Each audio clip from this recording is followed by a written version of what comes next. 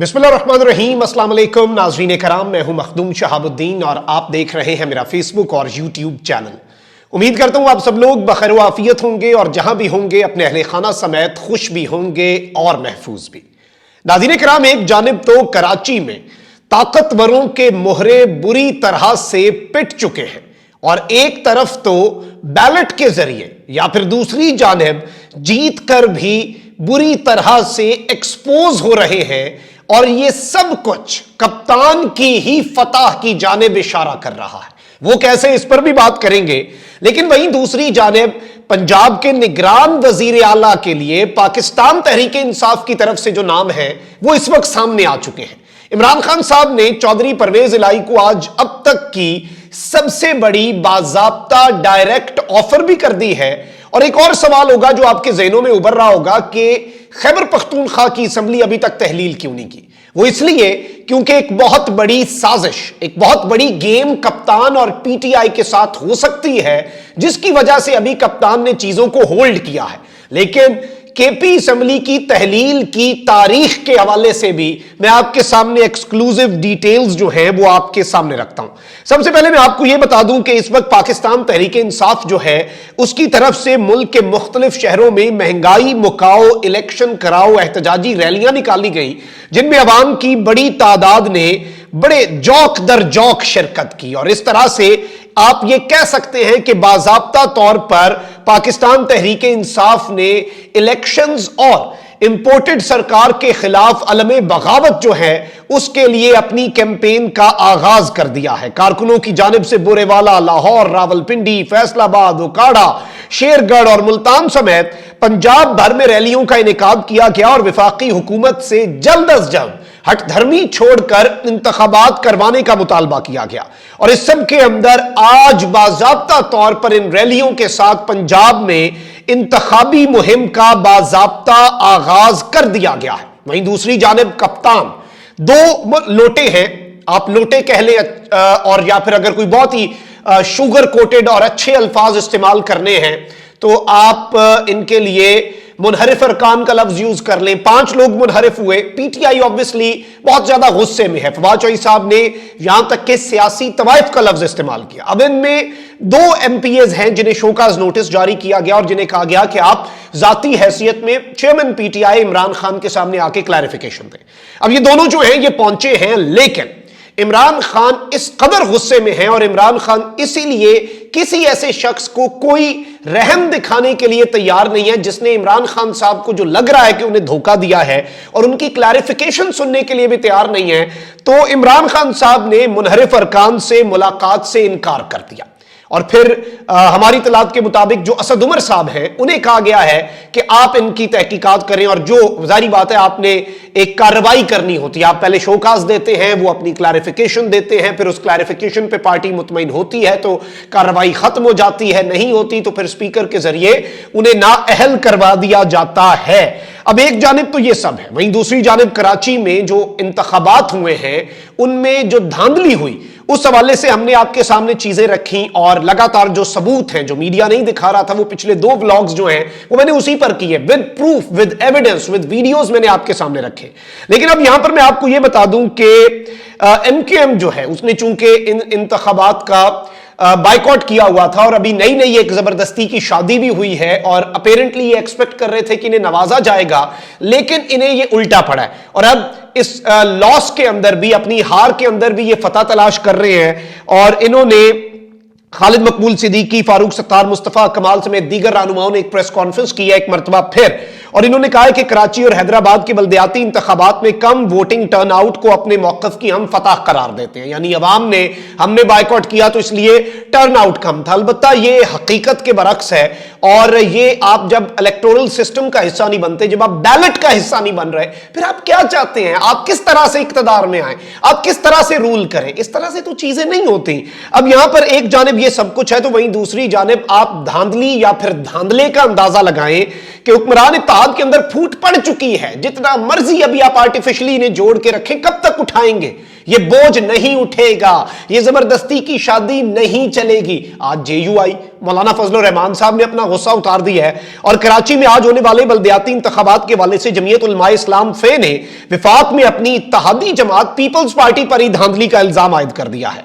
और JUI फे के रहनुमा कारी उस्मान ने पीपल्स पार्टी पर धांधली का इल्जाम आयद करते हुए कहा कि 24 जुलाई 2022 से मुलतवी करते करते बल्दियाती इलेक्शन 15 जनवरी 2023 तक ले आए। पोलिंग स्टेशन पर अमले को रात तक पहुंचाया गया, पहुंचना था जो नहीं पहुंचा। 3 घंटे ताखीर से पोलिंग का अमला पहुंचा और इलेक्शन हुआ। और इस सब के अंदर इन्होंने ये बात कही है कि इन्होंने खुल्लम खुल्ला धांधली की है। और मैं आपको ये भी बता दूं कि खैबर पख्तूनख्वा के अंदर पीपल्स पार्टी नाराज है कि JUI को स्पेस क्यों दी जा रही है, हमने वो स्पेस कैप्चर करनी है, क्योंकि पीपल्स पार्टी तो अपने जहन में पूरा पाकिस्तान फतह करने के लिए तैयार बैठी है ना। उन्हें तो लग रहा है कि पॉलिटिकल इंजीनियरिंग हो जाएगी जैसे अवाम होने देगी। अवाम ने होने दी पंजाब असेंबली में पॉलिटिकल इंजीनियरिंग। अवाम इस मुल्क की एस्टैब्लिशमेंट है, अवाम इस मुल्क का ताकतवर हल्का है, अवाम इस मुल्क का मुक्तदर हल्का है और इनसे आगे पीछे आप नहीं हो सकते।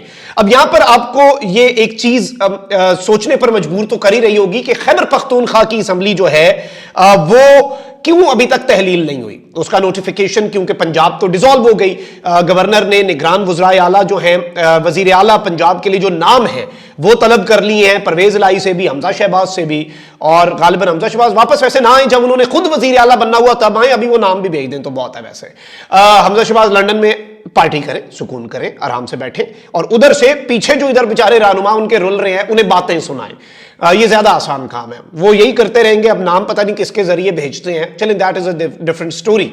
लेकिन यहां पर कोई वारदात भी हो सकती है और आपको पता है कि गजट नोटिफिकेशन का भी इंतजार था कि कहीं पर ये कोई आईनी रास्ता, कानूनी रास्ता या कोई बीच में लूप होल ढूंढ के, या इलेक्शन कमीशन जिस पर PTI कतन एतबार करने के लिए तैयार नहीं है, एक लम्हे के लिए PTI इलेक्शन कमीशन पर ट्रस्ट करने के लिए तैयार नहीं है, वही कोई वारदात ना डाल दे, इलेक्शंस आगे ना करा दे और इलेक्शंस के अंदर कोई रखना ना डाल दिया जाए, डिले ना करवा दिए। रसूलन तो 12 अप्रैल को ये इलेक्शन अब हो जाने चाहिए, आईन ये कहता है, आईन में 91 दिन का भी नहीं है गुंजाइश, तो आपको 12 अप्रैल को ये इलेक्शन कराने, क्योंकि 12 तारीख को असेंबली डिसॉल्व का नोटिफिकेशन जो है, समरी जो है वो गवर्नर को भेजी थी, 14 को चले अप्रूव हुई क्योंकि गवर्नर साहब ने खुद साइन नहीं करने थे, जिद थी।